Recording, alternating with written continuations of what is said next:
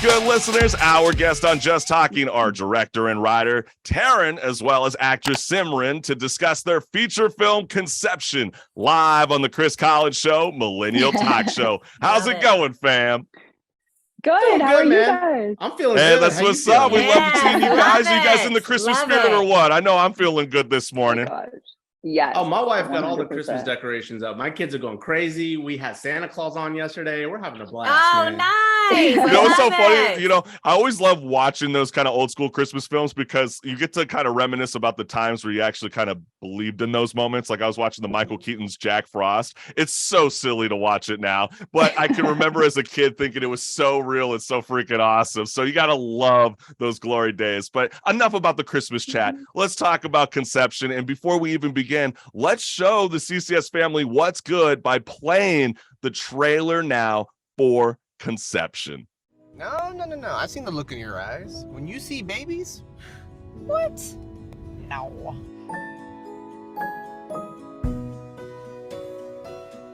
If you want to start a family, let's start a family. Let's start a family. Making babies is the fun part. What are you doing? What do you think I'm doing? Until you realize you just can't have any.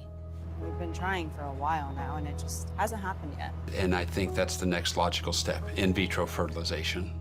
Okay, in vitro. Absolutely. Just tell us what we need to do and when we can start. This is incredibly difficult for a couple to go through. What the hell is wrong with you? Yeah, I was just trying to help. I don't need your help. I can do this myself. Can't sit around here and will something into existence. That's not how this works.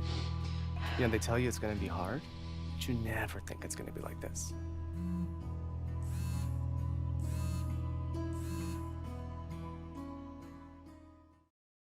Oh, you know, this film is so well done, Taryn and Yeah, Simren. it is. And infertility, is one of those dirty little secrets that no one wants to talk about. And as someone who was once a fertility pharmacist, Taryn, I mean, that's pretty wild. I mean, why did you want to write and direct a film about the emotional turmoil that comes with the struggle to have a family?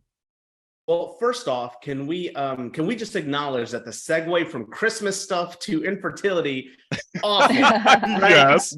I want to go back to the Christmas discussion if we can. No, you know we what can't. I mean? We're done. Well, I mean, that's such a We're fascinating. now back on you. Yeah, no, we have to come back to you because, as someone, this is your directorial debut, correct? Correct. Yeah. So, I spent so many years helping couples get pregnant. And it just, as a filmmaker, that story really, I knew there was something there to do. And for years, I didn't do it because I always associated myself as a comedy writer. That's what the funny part is. All I've done before this movie has been comedies. And So what drew you to drama then? man, so again, it was my time in fertility, right? So the thing is, you can't make this story funny. It just doesn't work. You have to be really sensitive to the population base of the people who have gone through this, right? And so I just had it in me, man. It was COVID. There wasn't much going around. Like there wasn't much happening. We were all locked in. So I sat there and I told my wife, I was like, I think I got something in me that I can pull out that's real serious. And the script came out. It was fantastic. You're married, so you don't do anything in a vacuum, right? You got to get approval from your wife. Yep. My wife was Always. damn, this is good. You should really make this. I was like, are you sure? Because sometimes See, it's funny that you say your wife thinks it was really good because I was reading about you and you were you're a University of Texas alum. You once worked and owned your own pharmacy, and I kept thinking that your wife or even your parents must have been like freaking out thinking that you left the field of health and science to be a full-time filmmaker. Did you get any kind of backlash? So I never actually fully left healthcare. I still do it, but my wife is like, so I'm like a Cape Crusader, right? So I do healthcare during the day, and I'm a filmmaker by night. And again, comedies, that's what I love. Like, there's nothing like being on a set where you're shooting comedy because it's so much fun. So do you view like filmmaking as like a powerful tool to kind of amplify a message that's maybe not necessarily getting across, like Conception? Yeah, like through this movie, I learned to do that because before my comedies were always throwaways. They're not, there's no point to them. They're just funny, right? Like Horrible Bosses or Office Space or something of the sort, right? But then this thing came in and this was like a deadpan drama, right? Like heavy on the commentary, everything that I don't do. And it was like, I literally just channeled all of that pharmacy experience, all the interactions I've ever had with my patients. I channeled that in. And so this film is a collection of their stories. So I knew that I had to be as sensitive as possible with it. So you pretty much throw that comedic writer director out of the door, and you bring in this whole other person, and you're like, we got to tell this thing right.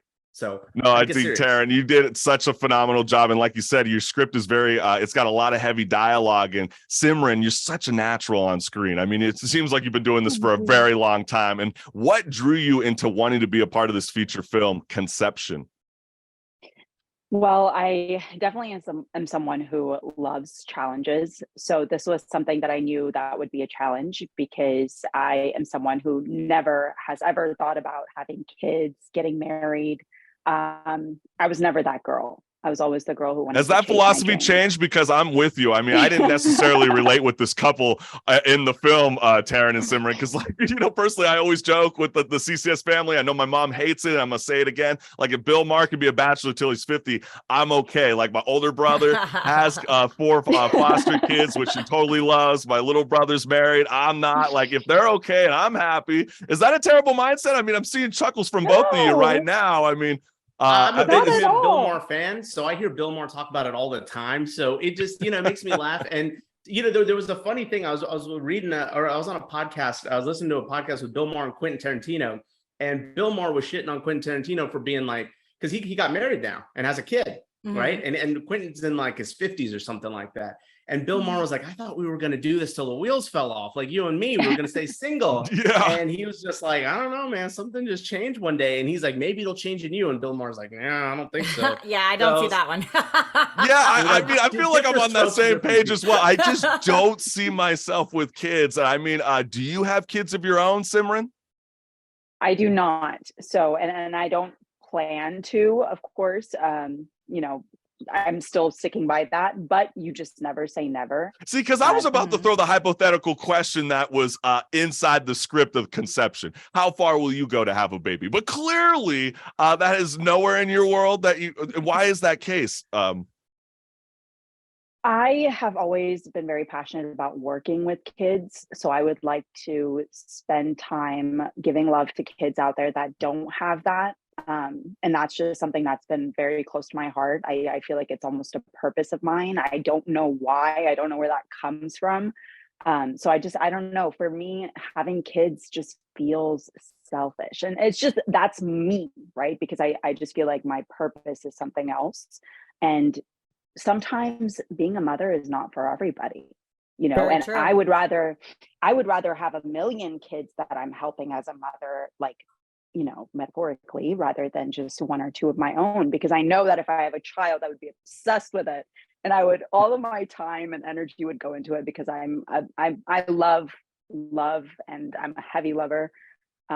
So I just feel like all the love that I have to give, I would rather just give out. Would you be open to fostering? Because I have friends that foster. So they're the same thing. They don't want their own kids, but they want to give love and Is it because you don't want to go through the pain?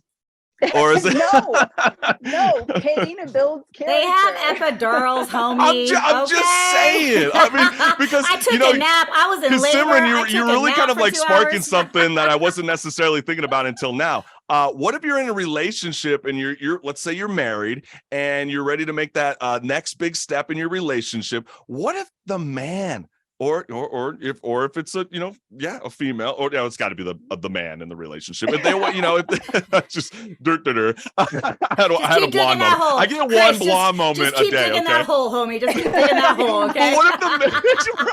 But what if the male in the relationship is the one advocating for a baby? How do you approach that conversation? I mean, Taryn, you're the one with kids. I mean, do you have any advice? Yeah, so a lot of people during the press tour of this film, they're like, well, what's the point of this movie? Like, what's the take-home message with this, right? And my take-home is, doesn't matter if you're 2 dates in, you just got married, or you just got engaged, talk about this, because people don't talk about this when they're dating, right? They're not like, hey, you know, what if they're both like, hey, we don't want a kid, but then in 5 years, one of them does? Like, you need to go through these scenarios, because this topic right here Yeah. This right here, son, you know, that happened this to can me. break up a relationship. No, but that Really. happened to me in my marriage. I thought we were on the same page about having a kid, getting married, having a kid, and then so we got married, and I was like, "Great, let's have a kid." And he didn't want a kid. And we have a daughter. I mean, we're divorced now, but she was an accident. He did not want a kid, and I was having to be like, wow, I married somebody that I thought wanted a family. But like, I guess my thing is that so I'm not torn about being clear. But when I'm not hearing I would not have made him. I would not have married him. But I guess the thing is, what I'm not hearing from both of you guys is, when do you bring up that conversation? Right away. First week, first month? Really? Right away. And be clear. Really? And be clear Simren, about do you it. agree with this? I don't know if I necessarily want to have that talk within the first week. That would turn me off immediately. Okay, not the What first did it on the fourth date. date, man? Like, you got to get it out of the way, because this is a deal breaker. Money and children. These are the two things that lead to a divorce, hands down, top of the list, right? Yep. Like, you need to sort this out. What if one person ends up significantly making more? Like, I tried to get my wife to sign a prenup, and she was like, haha, F you. And I was like, okay, so we crossed that road. You know what I mean? Like, we crossed that road. And then when children came, it was like, my wife's not big on having children. I'm a big little bear. I wanted kids. Aww. My wife was like, nah. And I was like, how far are we willing to go? Are we willing to, adopt? Are we willing to do this? And she drew her line in the sand and was like, this is how far I'd go. Beyond that, like, I don't think so. You'd have to respect that line. Dude, the sooner you can have this discussion in a relationship, the better. And man, I think you got bigger cojones than I do, Taryn, because like, I don't know if I can even bring that up. I feel like that's such an awkward conversation. But I mean, in turn, the entire IVF process can be, physically, emotionally, as well as financially taxing on couples. And when does a fertility pharmacist come in and tell a couple the unconcealable truth? Because that's got to be very awkward. So that's the cool thing. I don't deal with that part. So that's what the doctors do, right? So the doctors are the ones that give you the bad news and all that. But what happens is, it's kind of like any pharmacist is, I'm the boots on the ground. So when they're out of the doctor's office and they have a million questions that they didn't feel comfortable asking the doctor, they'd come to me for it. And they go, hey, Tarun, what about this? What about that? What about this? And, you do the best of your ability to answer those questions. And I would actually on the weekend sit down with fertility doctors and be like, hey, I got asked like 5 questions that I didn't understand, or I didn't know, like, you need to explain this to me so I can get educated so that I can then deliver this to the patients out there. So man, it's heavy stuff. You're absolutely right. Couples spend up to like 6 figures. Could you imagine that? Like, 6 figures like I saw that you did a wonderful sit down with Fox 26 in Houston, and you were explaining how some people pay hundreds of thousands of dollars in IVF treatment. I mean, Simren, let me bring you into the mix, because let's say I already heard your thoughts. I mean, this is something clearly you wouldn't do because you don't want to produce any babies anytime soon. But if you had like one of your friends that was going through this process, I mean, would you even have like the strength or the willpower to even kind of try to step in and be like, hey, enough is enough? Like, don't you know, it's like, you got to kind of protect your own health at one point. I mean, that's kind of how I felt when I was watching this film. I'm a lot like Amy in the sense that where I'm a fighter. So if I were to decide to have kids and I wasn't able to, and I would have to go through this process, I would fight. I think it's just about, I think it's important to fight for things that you love. So that's my take on it.